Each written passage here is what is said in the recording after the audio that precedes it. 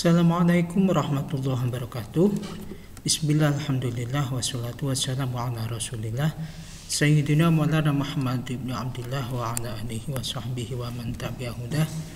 Yang kami hormati Bapak Mukhraji Arifin selaku tutor pada kegiatan pelatihan dasar CPNS 2021 Angkatan 8 khususnya di kelompok 1. Saya Irfandi dari kelompok 1 ingin menyapa Pak Tutor dan teman-teman semua dan ingin mempresentasikan apa yang menjadi tugas saya dan teman-teman, yaitu membuat video pembelajaran tentang nasionalisme dan implementasinya di lingkungan kerja kita. Baiklah, langsung saja kita mulai. Namun sebelumnya saya perlu sampaikan bahwa struktur materi pada presentasi kali ini saya buat dengan struktur piramida terbalik, di mana saya mula-mula akan menjelaskan dari hal-hal yang bersifat umum ke hal-hal yang bersifat khusus. Piramida terbalik maksudnya sajian materinya berangkat dari materi yang umum ke materi yang lebih spesifik, yaitu pertama saya akan mengkaji nasionalisme secara teoritis dan historis, kemudian disempitkan ke ranah Indonesia yaitu nasionalisme Indonesia, kemudian difokuskan kaitannya dengan peran ASN dalam implementasi nasionalisme, dan secara spesifik bagaimana saya sebagai seorang ASN yang bertugas sebagai dosen di AIN Pekalongan mengimplementasikan nasionalisme di lingkungan kerja saya. Langsung saja kita mulai dari pertama, definisi. Apa itu nasionalisme? Secara etimologis atau secara bahasa, nasionalisme itu berasal dari kata nasional dan isme, yakni nasional itu artinya adalah bangsa, isme itu faham atau aliran. Ketika nasional dan isme digabungkan menjadi satu kata nasionalisme, maka yang dimaksud adalah paham kebangsaan yang memiliki arti semangat dan kesadaran cinta tanah air, memelihara kehormatan bangsa, mempunyai kebanggaan sebagai penduduk bangsa, mempunyai rasa solidaritas pada musibah dan kekurangan terhadap saudara sebangsa dan senegaranya. Menurut Ensiklopedia Bahasa Indonesia, nasionalisme adalah sikap sosial dan politik dari sekelompok bangsa yang memiliki kesamaan bahasa, wilayah, kebudayaan, serta kesamaan tujuan dan cita-cita dengan meletakkan kesetiaan yang tinggi terhadap negaranya.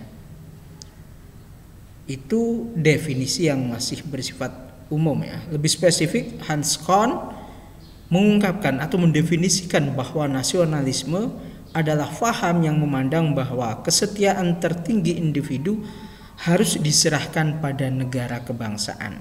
Istilah negara kebangsaan ini untuk membedakan dengan negara agama, negara kesukuan, dan lain sebagainya. Negara kita, nasionalisme itu berarti pembentukan negara berdasarkan bangsa ya, bukan berdasarkan agama tertentu. Kemudian nasionalisme, dalam memandang nasionalisme kita ada dua cara memaknai nasionalisme, yaitu dengan pemaknaan luas atau konstruktif nasionalisme dan pemaknaan sempit atau blind nationalism. Nasionalisme dalam pandangan luas, dalam pemaknaan yang luas, pemaknaan yang konstruktif adalah paham kebangsaan yang meletakkan kesetiaan tertinggi individu terhadap bangsa dan tanah air, tapi di sisi lain tetap memandang bangsanya itu merupakan bagian dari bangsa lain di dunia.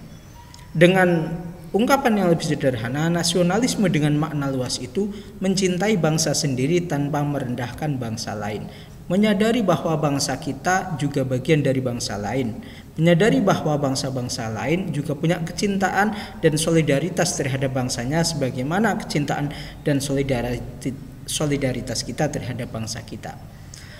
Sedangkan nasionalisme dengan pemakna sempit adalah paham kebangsaan yang sangat berlebihan atau yang istilahnya chauvinisme, Istilah ini pernah dianut di Jerman pada masa Adolf Hitler, atau di Jepang pada masa Tenno Haika, dan di Italia pada masa Benito Mussolini. Nasionalisme dengan pemaknaan sempit ini memandang atau mencintai bangsa sendiri secara berlebihan, yang indikasi cinta secara berlebihan ini cinta terhadap bangsa sendiri tetapi juga benci, disertai rasa benci terhadap bangsa lain, atau memandang bangsa kita bangsa paling baik dan bangsa lain adalah bangsa yang buruk ya. Nanti akan kita lihat sejarah nasionalisme dengan pemaknaan sempit ini telah menjadikan penyebab timbulnya Perang Dunia Kedua ya.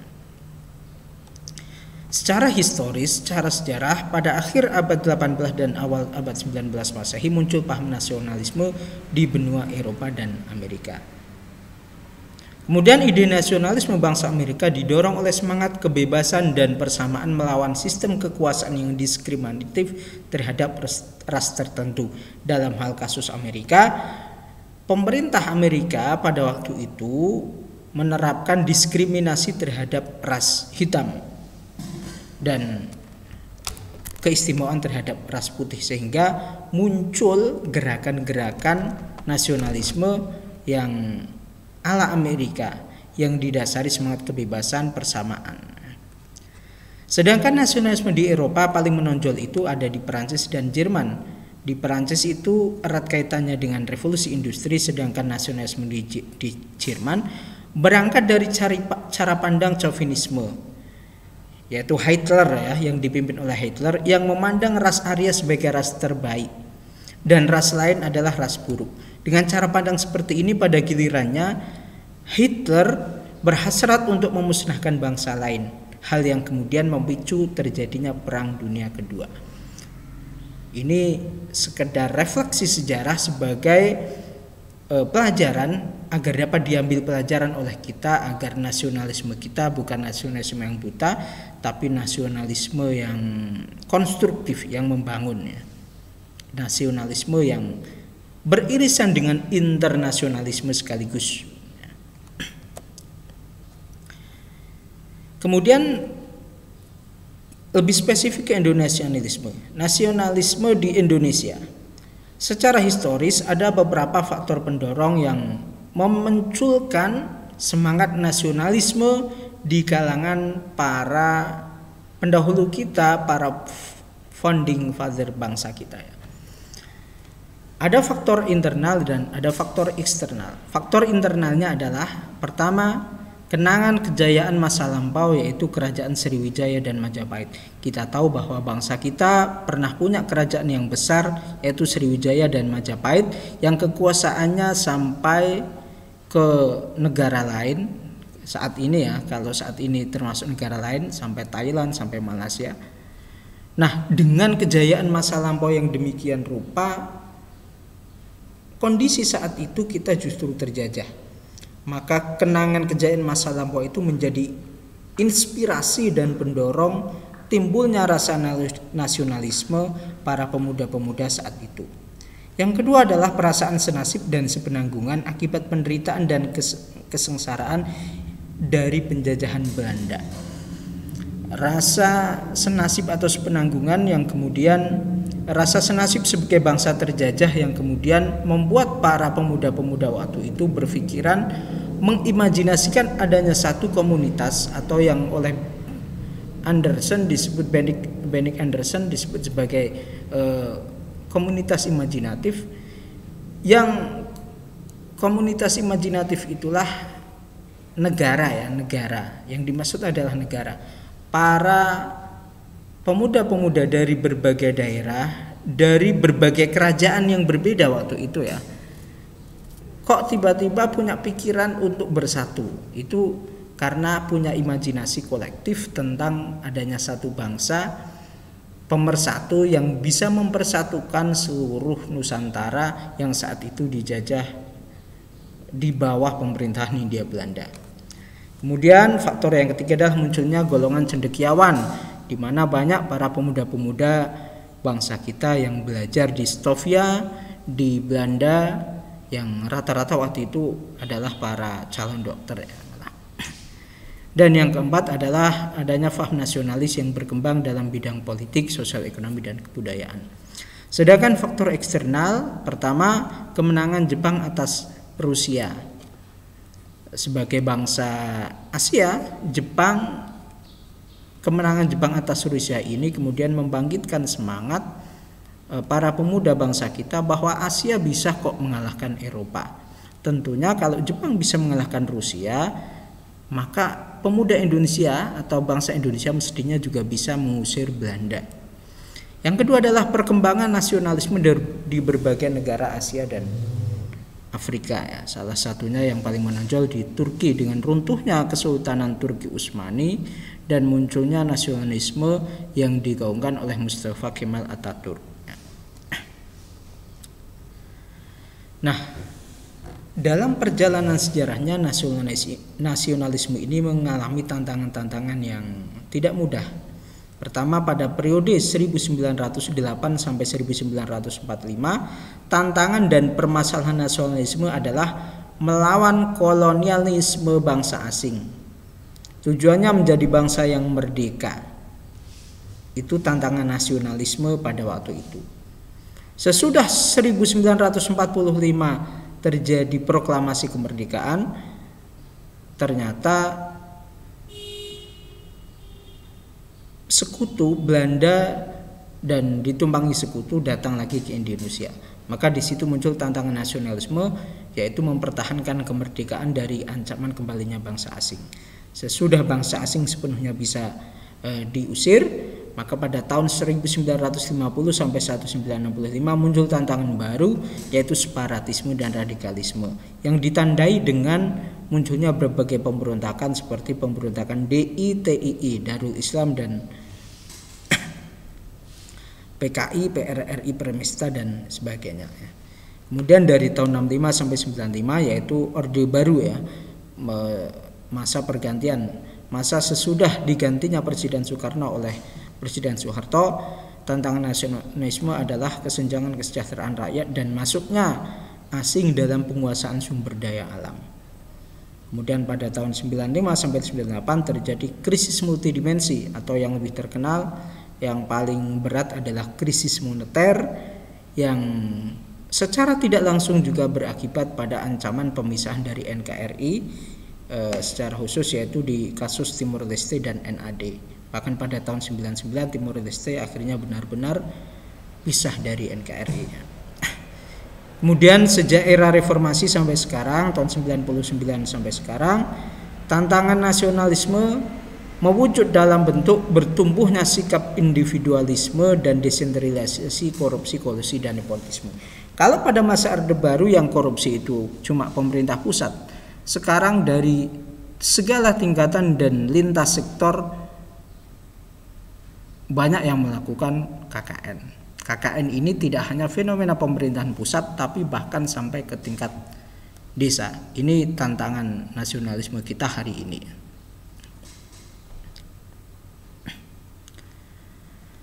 Dan masalah bangsa saat ini terkait dengan nasionalisme, pertama, idealisme kebangsaan yang menurun, ditandai dengan munculnya pikiran-pikiran yang ingin menjadikan Indonesia sebagai khilafah misalnya, sebagai bagian dari khilafah. Kemudian berpikir mengecil atau memecah, sikap keliru terhadap otonomi daerah. Gejala etnisitas itu gejala kesukuan, konflik antar suku gitu ya. Kemudian disiplin yang rendah, rusaknya lingkungan, serta maraknya orang yang mementingkan kepentingan pribadi atau golongan dibanding kepentingan bangsa. Nah, ASN diharapkan berperan dalam pembentukan karakter bangsa atau nation building dan integrasi bangsa. Urgensi nasionalisme secara luas, secara sempit dan secara politik. Secara sempit dan secara luas tadi sudah saya sampaikan. Secara politik, bahwa nasionalisme adalah manifestasi kesadaran nasional yang mengandung cita-cita dan pendorong bagi suatu bangsa baik untuk merebut kemerdekaan maupun sebagai pendorong untuk membangun dirinya maupun lingkungan masyarakat, bangsa, dan negaranya. Jika nasionalisme saat itu pada masa penjajahan adalah berorientasi pada merebut kemerdekaan, maka pada nasionalisme pada hari ini implementasinya adalah bagaimana membangun bangsa, membangun diri, membangun jati diri bangsa menjadi bangsa yang bermartabat. Ini strukturnya. Nasionalisme bangsa Indonesia itu wujudnya adalah nasionalisme Pancasila. Nasionalisme Pancasila itu seperti apa? Yaitu pandangan atau paham kecintaan manusia Indonesia terhadap bangsa dan tanah air yang didasarkan pada nilai-nilai Pancasila. Apa indikatornya? Indikator mempunyai sikap nasionalis yang berdasarkan pada nilai-nilai Pancasila setidaknya secara garis besar ada dua. Pertama, menempatkan persatuan, kesatuan, kepentingan dan keselamatan bangsa dan negara di atas kepentingan pribadi maupun golongan. Yang kedua, menunjukkan sikap rela berkorban demi kepentingan bangsa dan negara. Ini garis besarnya. Rinciannya nanti ya. Nah, peran ASN dalam implementasi nasionalisme setidaknya ada 3. Pertama, bahwa ASN sebagai pelaksana kebijakan publik, ASN sebagai pelayan publik, dan ASN sebagai perekat dan pemersatu bangsa. Bagaimana implementasinya dalam 3 peran tersebut? Prinsip ASN sebagai pelaksana kebijakan publik. Pertama, ASN harus memiliki nilai-nilai kepublikan, berorientasi pada kepentingan publik, bukan kepentingan pribadi atau golongan, dan senantiasa menempatkan publik, bangsa, dan negara di atas kepentingan lainnya, mengedepankan kepentingan nasional ketimbang kepentingan sektoral dan golongan. Yang kedua, ASN harus berintegritas tinggi dalam menjalankan tugasnya, yakni memiliki potensi dan kemampuan yang memancarkan kewibawaan dan kejujuran sebagai wujud keutuhan prinsip moral dan etika bangsa dalam kehidupan bernegara. Ini prinsip ASN dalam implementasi nasionalisme dalam kapasitasnya sebagai pelaksana kebijakan publik. Kemudian yang kedua, ASN sebagai pelayan publik. Bagaimana implementasi nasionalisme dalam kapasitasnya sebagai pelayan publik? Pertama, bersikap adil dan tidak diskriminatif dalam memberikan pelayanan kepada masyarakat. Misalnya, kalau terhadap suku tertentu atau ormas tertentu dilayani dengan baik, tapi terhadap ormas lain atau yang berbeda madhab, beda pandangan dilayani dengan buruk. Ini adalah sikap ASN sebagai pelayan publik yang tidak mencerminkan atau tidak mengimplementasikan nilai-nilai nasionalisme. Yang kedua adalah profesional dan berintegritas dalam memberikan pelayanan. Profesional dalam arti sesuai dengan profesinya, tidak amatiran, dan berintegritas. Yang ketiga, menjunjung tinggi nilai-nilai kejujuran, keadilan, tidak korupsi, transparan, akuntabel, dan memuaskan publik. Ini prinsip-prinsip yang harus dipegang ASN dalam kapasitasnya sebagai pelayan publik dalam konteks implementasi nilai-nilai Pancasila.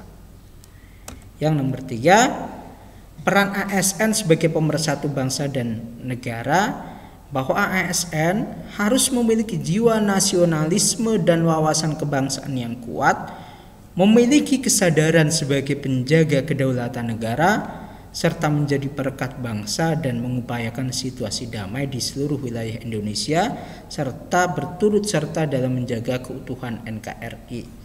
Implementasinya bahwa ASN dalam konteks bernegara harus punya jiwa wawasan kebangsaan yang kuat, harus punya cara pandang terhadap kebangsaan yang kuat, harus punya sikap moderasi beragama yang kuat. Ini fungsi ASN sebagai pemersatu bangsa dan negara. ASN tidak boleh punya pandangan atau punya pendapat yang justru berpotensi memecah bangsa dan negara. Tidak boleh terlibat dalam kegiatan organisasi yang bertentangan dengan Pancasila dan UUD 45 dan seterusnya ya. Ini peran ASN sebagai pemersatu bangsa dan negara kaitannya dalam implementasi nilai nasionalisme.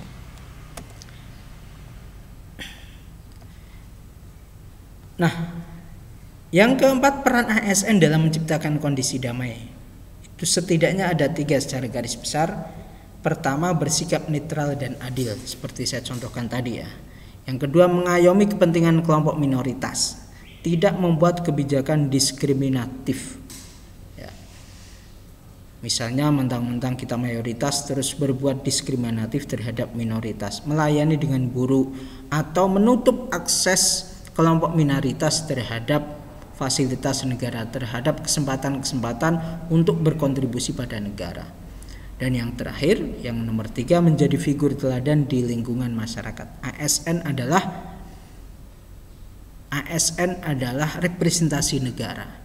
ASN adalah perwakilan negara di tengah-tengah masyarakat. Maka ASN harus bisa menjadi figur yang teladan di lingkungan masyarakatnya ya.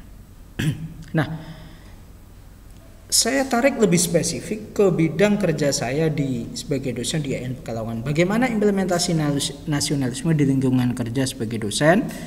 Secara umum, kerja dosen atau tugas dosen secara garis besar ada 3, yaitu pendidikan, penelitian, dan pengabdian masyarakat. Bagaimana implementasi nilai nasionalisme dalam pendidikan? Saya bagi menjadi 3. Pertama, pada tahap persiapan perkuliahan adalah memasukkan nilai-nilai nasionalisme dalam tujuan pembelajaran. Misalnya saya mengajar fikih, maka saya sampaikan bahwa dalam fikih tersebut kita akan mempelajari banyak perbedaan pendapat. Dengan mengetahui perbedaan pendapat tersebut, diharapkan mahasiswa menjadi bersikap toleran, tidak merasa benar sendiri, mencintai sesama muslim dan sesama warga negara meskipun berlainan pandangan dan lain sebagainya. Ini contoh bagaimana memasukkan nilai nasionalisme dalam tujuan pembelajarannya. Yang kedua adalah dalam pelaksanaannya maka mengarus utamakan kecintaan bangsa dan negara dalam tiap materi perkuliahan. Materi apapun dikaitkan dengan kecintaan bangsa dan negara. Setiap materi perkuliahan, meskipun tidak secara langsung, tapi kita kaitkan dengan kecintaan bangsa dan negara. Misalnya ketika menjelaskan tentang perbedaan mazhab, maka kita kaitkan bahwa ini selaras dengan kondisi bangsa kita yang memang multi religius, multikultural, multi mazhab, dan multi pendapat. Dan pada tahap evaluasi, maka saya akan menjadikan sikap nasionalisme sebagai salah satu komponen penilaian terhadap mahasiswa. Mahasiswa yang punya sikap nasionalis yang baik, maka sikap itu akan menjadi komponen penambah nilai. Sedangkan mahasiswa yang punya cara pandang nasionalisme yang buruk, yang suka menyalahkan orang lain, yang merasa benar sendiri, itu bagian dari sikap negatif yang menjadi komponen penilaian juga. Artinya itu secara penilaian itu negatif atau kurang. Kemudian pada ranah penelitian, implementasi nasionalisme diantaranya 1, menjadikan implementasi nasionalisme di suatu komunitas atau masyarakat atau institusi tertentu sebagai tema penelitian. Misalnya peneliti tentang pandangan Habib Lutfi tentang nasionalisme, itu kan penelitian yang masih berkaitan dengan nasionalisme ya. Pandangan ormas tertentu tentang nasionalisme atau nasionalisme menurut ormas A dan ormas B, sebuah studi komparatif dan semacamnya. Pokoknya menjadikan nasionalisme sebagai bagian atau topik penelitian agar